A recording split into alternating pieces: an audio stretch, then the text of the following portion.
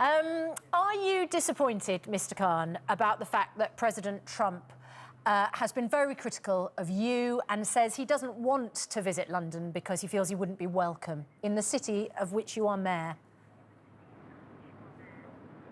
Well, the President, of course, is entitled to his views. What's important is that both today and tomorrow, those people who've got strong views either way express those in a peaceful manner. And I'm hoping it's good-spirited today and tomorrow as well. Today, of course, there will be people in London protesting against President Trump and his policies and what he stands for. Tomorrow, we have in London the extreme far right, but also pro-Trump supporters protesting as well. The important thing is for us to realise in our city, in our country, we have a rich history of freedom of speech, freedom of protest and freedom to assemble, as indeed the Americans do. And the President, of course, is entitled to his views, and he's expressed them, as we know, over the course of the night.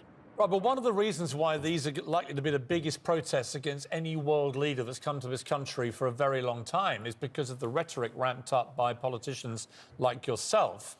And I have to ask you this. You know, you came on the programme earlier this week and you were bemoaning the lack of money for police resourcing to combat rising knife crime, gun crime, moped crime.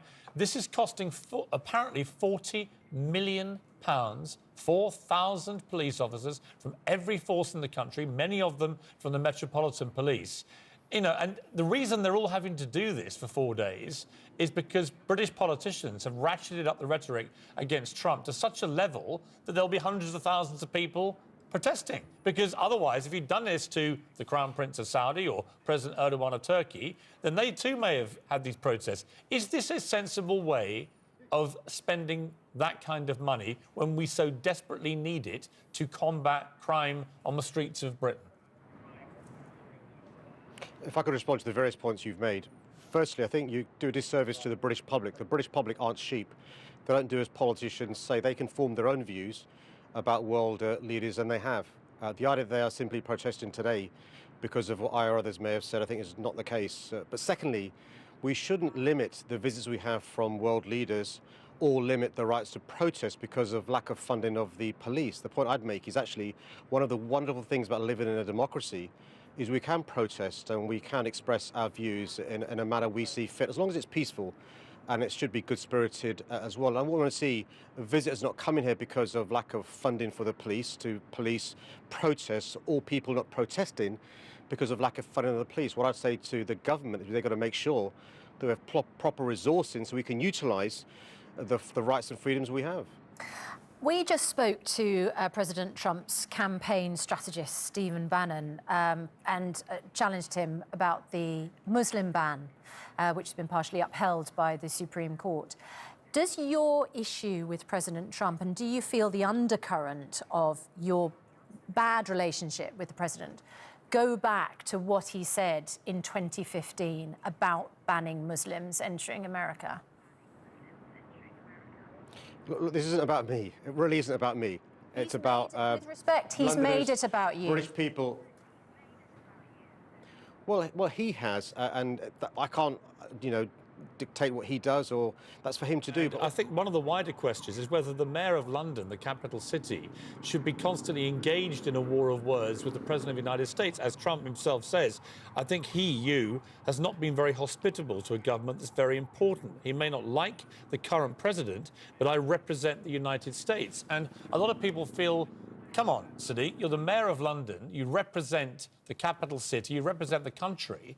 Should you not hold your tongue, even if you're being provoked by the President of the United States? Should you not hold your tongue and just be more respectful? Well, I've held my tongue in the last 4 questions you and Susanna have asked, asking my views on President Trump. So I think I've answered your question on that one. But I think the important point about today's protest is it's not a protest against America or Americans. Actually, I've met over the course of the last few days Londoners, and they call themselves Londoners, by the way, who are Americans, who will be protesting today against their president. Why?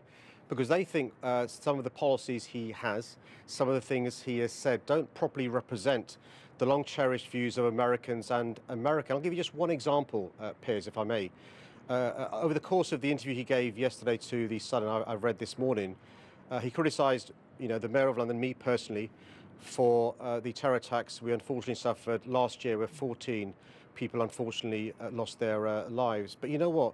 The evil of terrorism is being grappled not just by London, but by Manchester, by Paris, by Brussels, by Berlin, by Nice, and unfortunately, many people lost their lives in these cities too. So the obvious question people have raised with me this morning is why has he singled me out, not the mayors or leaders of those countries? That's a question maybe you'd want to answer. Well, So if he's watching this morning, I wonder what is your message to him this morning if he's watching? Well, my message to President Trump is we Londoners love your country. We love Americans. There are Americans here who contribute to our city economically, socially and culturally, and we thank them for what they do. But I hope you realise we as a city are really diverse. We have a variety of views that are held by many people. Piers, you're a Londoner, I'm a Londoner. We're both Londoners, we have different views, but we respect each other. And the wonderful thing about our city is our diversity. It's a strength, not a weakness. And I hope during the course of the next 2 days in our city and our country, you'll experience some of that diversity and you'll realise it's a strength not to be afraid of, but to be cherished. Sadiq Khan, Mayor of London, thanks very much indeed for joining us this morning.